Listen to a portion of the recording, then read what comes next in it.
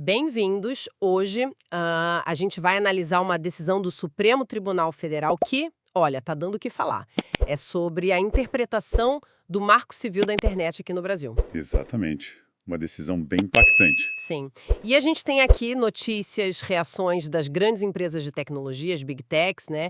E também, claro, as diversas opiniões que surgiram por aí. Muita coisa para a gente olhar. Pois é, a missão aqui é tentar desempacotar isso, entender o que muda de verdade e quais são as preocupações, as perspectivas diferentes.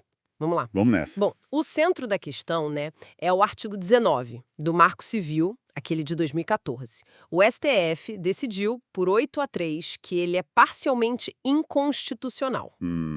E o que isso significa na prática? Na prática, é que as plataformas digitais, tipo redes sociais, aplicativos, agora podem ser responsabilizadas civilmente por certos conteúdos ilegais postados por usuários. Mesmo sem ordem judicial para remover. Exato, esse é o ponto. Coisas como discurso de ódio, conteúdo antidemocrático, discriminatório, sabe?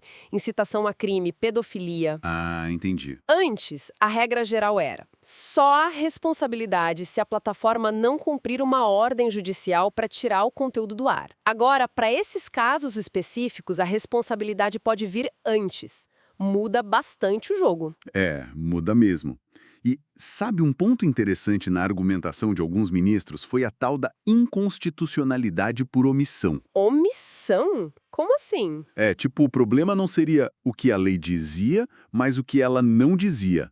Argumentaram que a lei falhou por não prever, assim, explicitamente, essas exceções à regra da ordem judicial para esses conteúdos mais graves. Nossa, que interessante essa leitura, né? Focar no silêncio da lei. É uma interpretação, que deu o que falar também. Imagino. E diante disso, como é que as plataformas reagiram? As Big Techs, Meta, Google, TikTok, até o Mercado Livre? Olha, a reação foi bem forte e negativa. Elas se manifestaram por meio de entidades como a Câmara E.net e comunicados próprios. O tom geral é de muita preocupação. Falam em insegurança jurídica. Segurança jurídica? E também num aumento grande nos custos para moderar conteúdo. E o risco que eles apontam é de acabar tendo que remover conteúdo legítimo só por precaução, para evitar processo. O famoso remover na dúvida. Exato. E aí o medo é de uma judicialização em massa. Muitos processos aparecendo por causa disso. Faz sentido.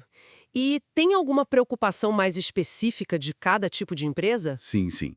A Meta, por exemplo, dona do Facebook e Instagram, alertou que esse enfraquecimento do artigo 19 pode, na visão dela, prejudicar a liberdade de expressão e até a inovação digital. Entendi. E os marketplaces, né, como o Mercado Livre.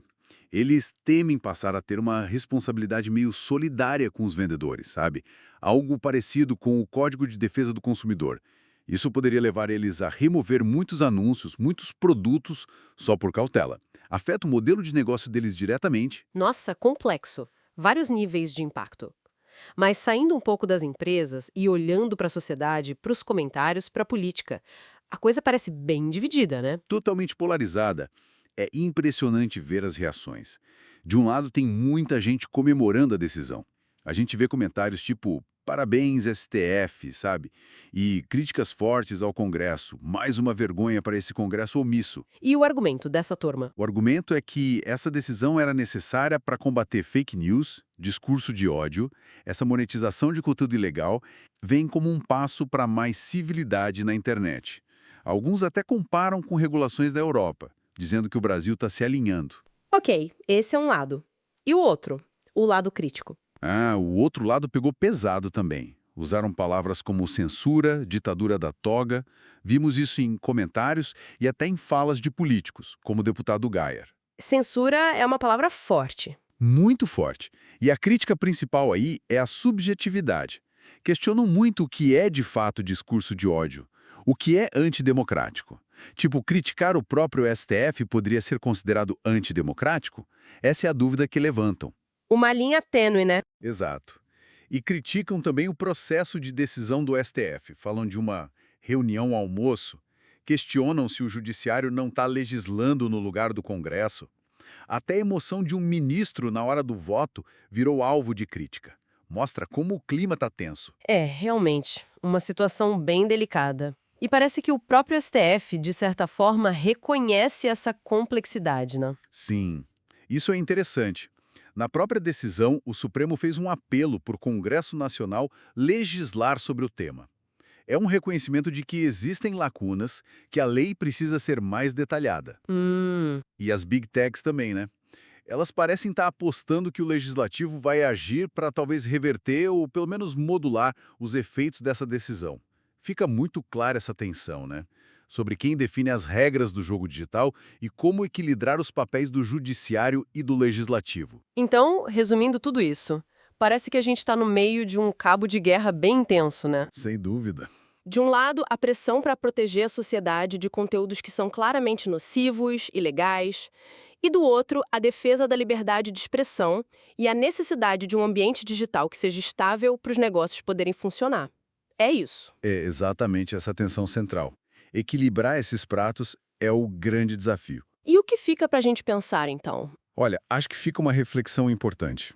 Considerando como é difícil definir objetivamente o que é discurso de ódio ou ato antidemocrático, ainda mais num ambiente tão polarizado como o nosso, a pergunta é: como a gente garante que essa nova regra, essa nova forma de responsabilizar as plataformas, não acabe sendo usada, de propósito ou sem querer, para calar críticas, para silenciar vozes que discordam, não importa de que lado venham? É verdade. Como evitar que a ferramenta criada para proteger não se vire contra a própria liberdade de expressão legítima?